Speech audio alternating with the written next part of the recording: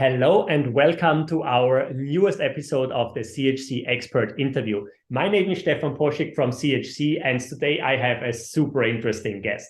And guess what? We are talking about one of the most asked questions for entrepreneurs. How do I generate leads? How do I use social media? So I'm really looking forward to the next couple of minutes. And hello and welcome to Karen Yankovich. Please introduce yourself. Hi, Stephen, thank you so much for having me here. My name is Karen Yankovich, and I help entrepreneurs and business professionals use LinkedIn to build their network, right? To surround themselves with the kinds of people that can elevate their business, elevate their careers, elevate their brands, elevate their visibility and their income. Awesome. That's awesome. Jump right into it. LinkedIn. How would you suggest an entrepreneur who is not so experienced in communication yet, so somebody who is starting with his LinkedIn appearance probably, how should they start leveraging LinkedIn to generate connections and build their network? Right. Well, the first thing you need to do is make sure that you have a great LinkedIn profile. I mean, we're, living in, I guess what we're calling this now a post-pandemic world, right? And we understand that our virtual presence is important. We've been virtually networking for years now. It's, 3 years.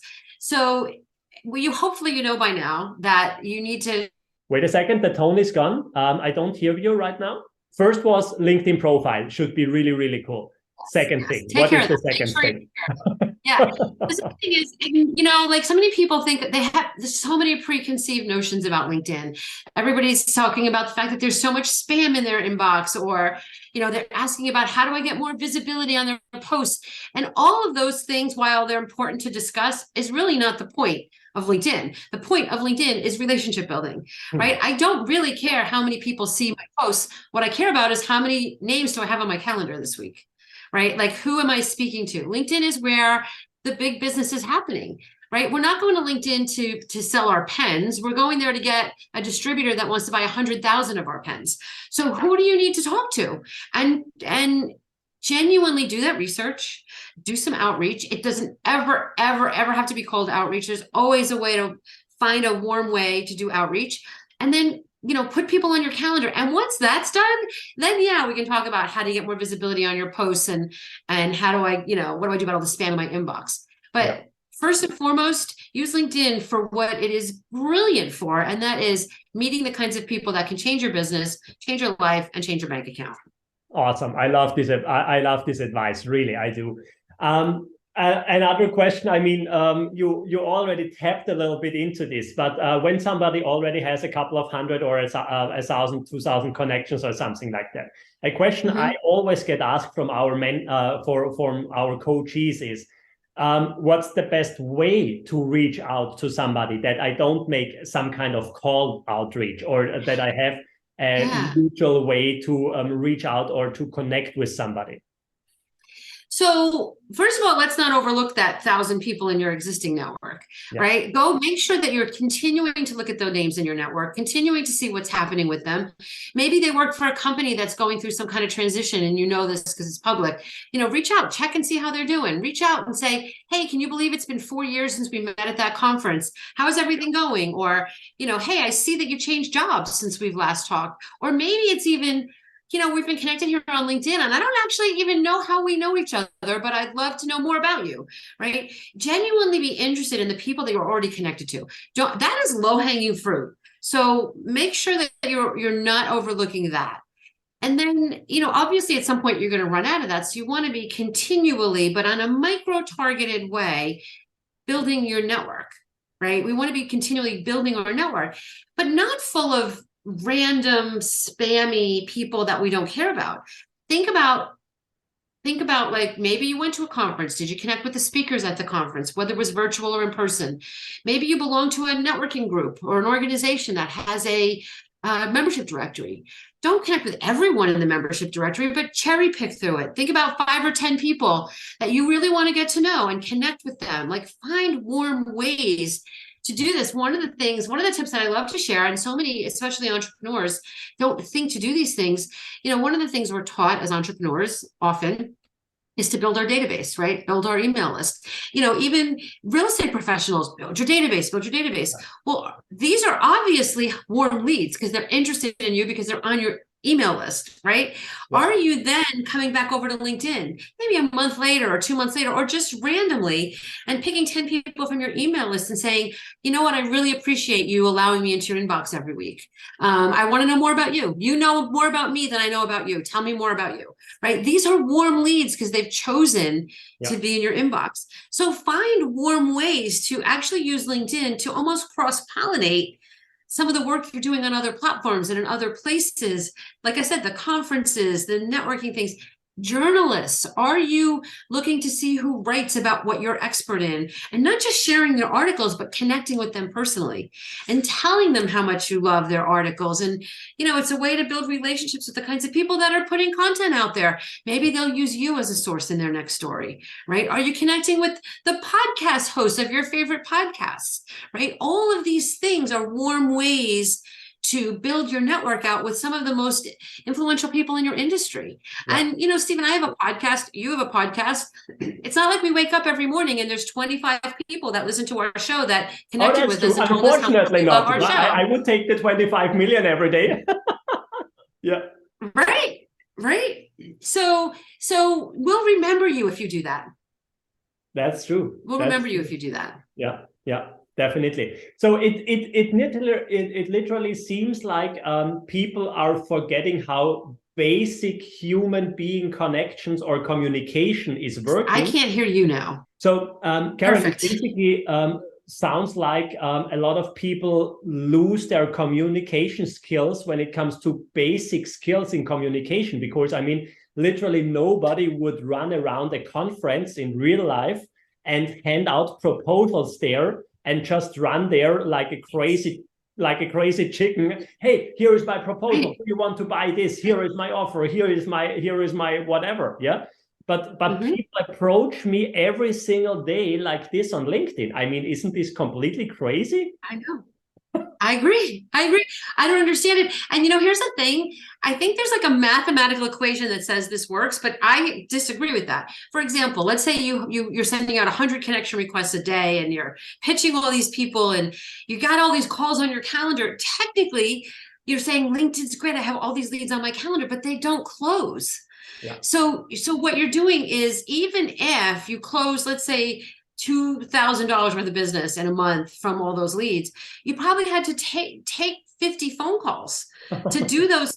Who's got time for that? Yeah. I would much rather, and you're being known as a spammer, right? I would much rather you do a little bit of research, find the people that you genuinely have interest in, that you genuinely think would be interested in you, and build actual relationships. And this is timeless, Stephen. This is worked 50 years ago, and it'll work 50 years from now, right? It's timeless. Be interested in the people at the highest ticket level. Like, think about what you offer at the highest ticket level and build relationships from that standpoint. And I believe if you do this right, I know that if you do this right, you'll be landing the clients that you want to be landing on a consistent basis. 100% agreed. 100% agreed. Yeah.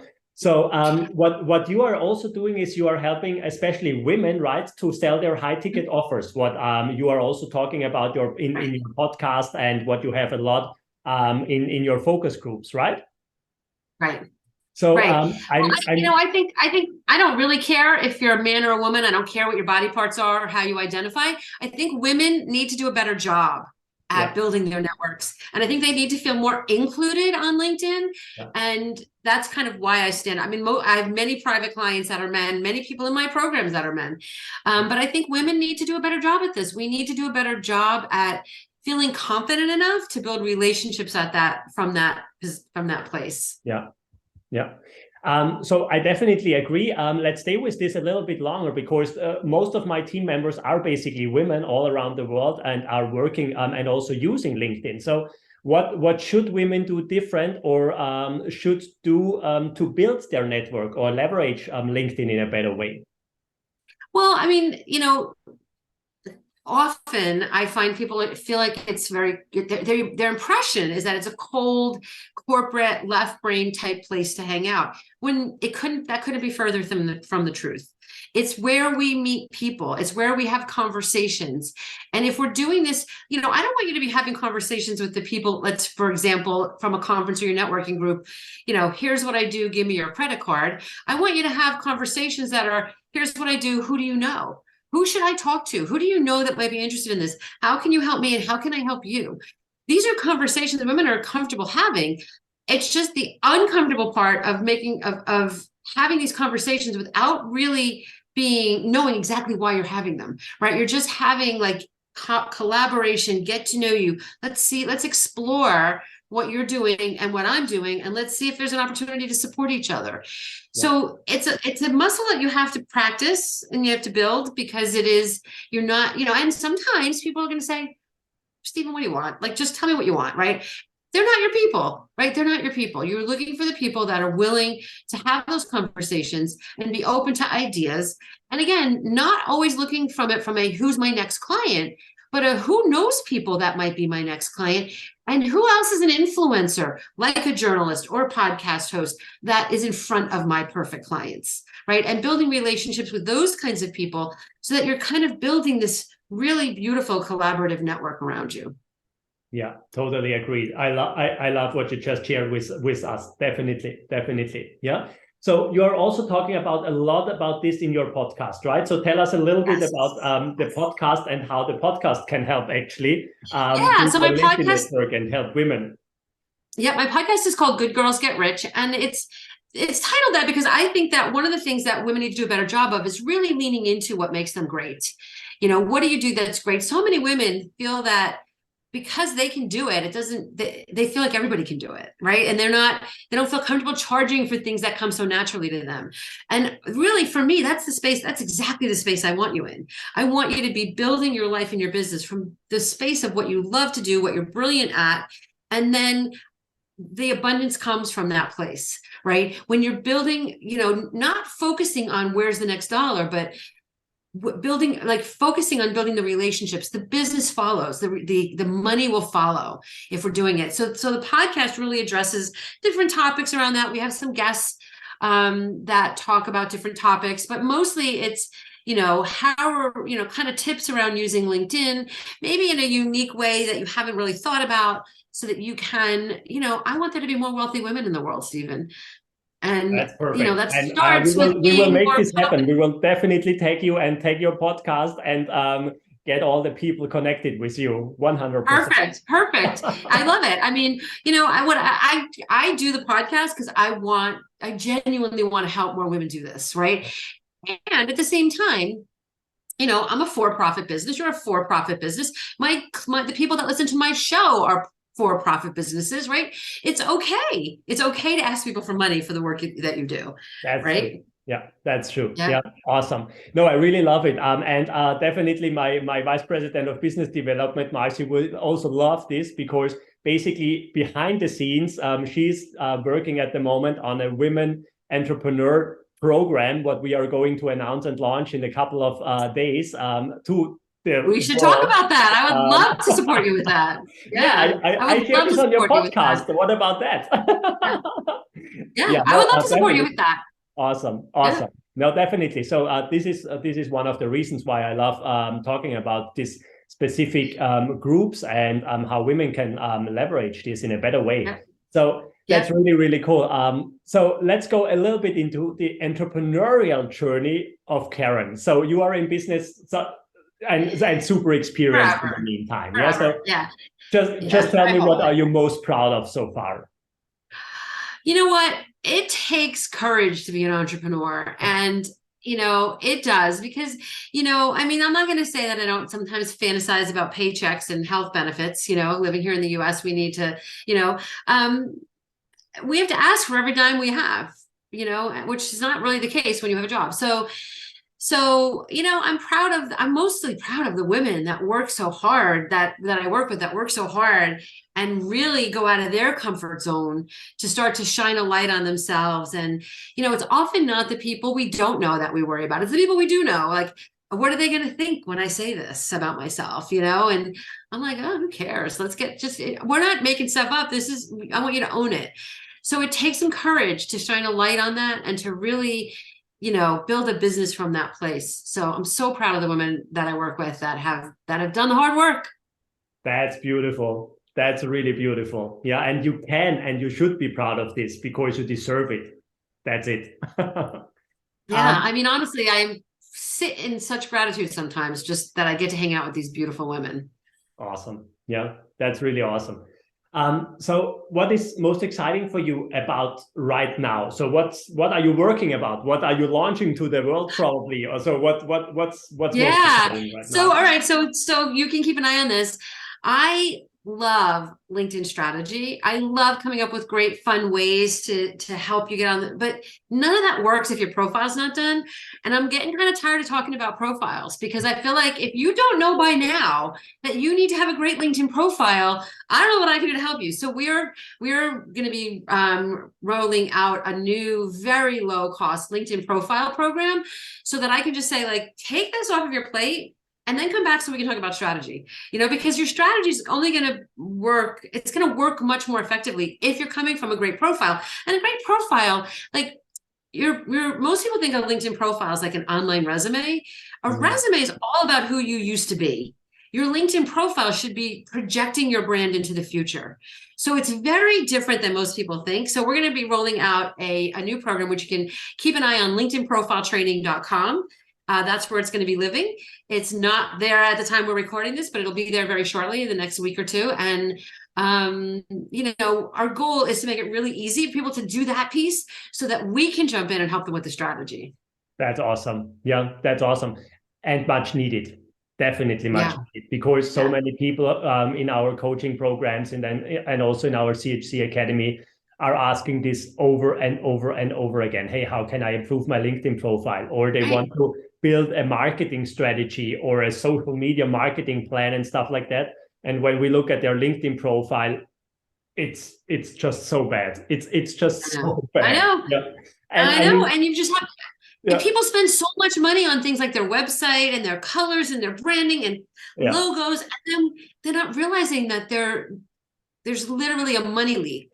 Yeah. Because they didn't do the profile piece. 100% agreed. Yeah, 100% agreed. So where do you want to go with all this? What's the vision for the future for your business and what you are already doing?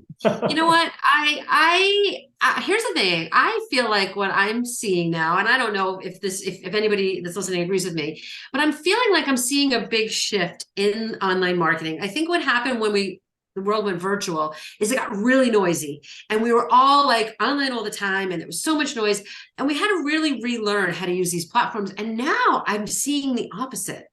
I'm seeing people going, I just don't want to be on Facebook anymore. I don't want to, I don't care about, they're not spending as much time on social media. So I think that it's even more important that your online brand is strong so that you have a place online that you can show up. So it's, again, timeless. It's timeless. What people see and think about you have control over. And it impacts whether they invest in you, whether they're hiring you as an employee or as a contractor, or as a consultant or a coach.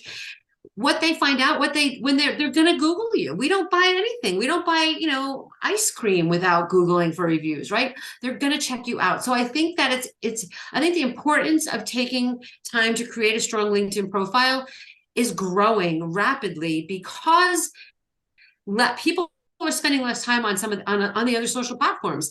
And it's not that they're spending the time on LinkedIn. I think that I don't think they're just spending any more time there than they are on the other platforms.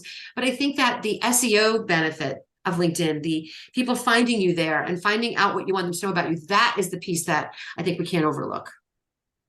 Definitely. Yeah. So basically, I could go on and on and on and on. I have so much more questions, but we will keep this for another conversation. So I'm sure also our audience will have a bunch more questions and would love to reach out to you. So what's the best way to connect with you? Yeah. What's the Yeah, easiest way? well, so there's two things. One, first of all, I would love for you to connect with me on LinkedIn and tell me that you heard me here. And use the tips that we talked about here. Share this episode on your LinkedIn profile. Tag Stephen, tag me, let people know it, because we will remember it. Okay, we will remember you, we will appreciate you, right? So that would be amazing. And then I also have a free masterclass that kind of gives you a sense of the strategies that I teach. We're not selling anything on it, it's just purely for your benefit. And you can find that at KarenYankovich.com/masterclass. It's on demand. You can watch it at any time, and it just gives you a sense of how to get started. That's awesome. We will definitely post this in the comments and also tag you that they can jump right to your masterclass and also reach out to you. Karen, thank you so much for your time. I really, really appreciate it. I already wrote down a bunch of things. I saw you writing. I'm happy to hear that. I'm happy to hear that. I want to know how it goes. I will definitely implement the things I just learned in the last couple of minutes. Yeah. So great.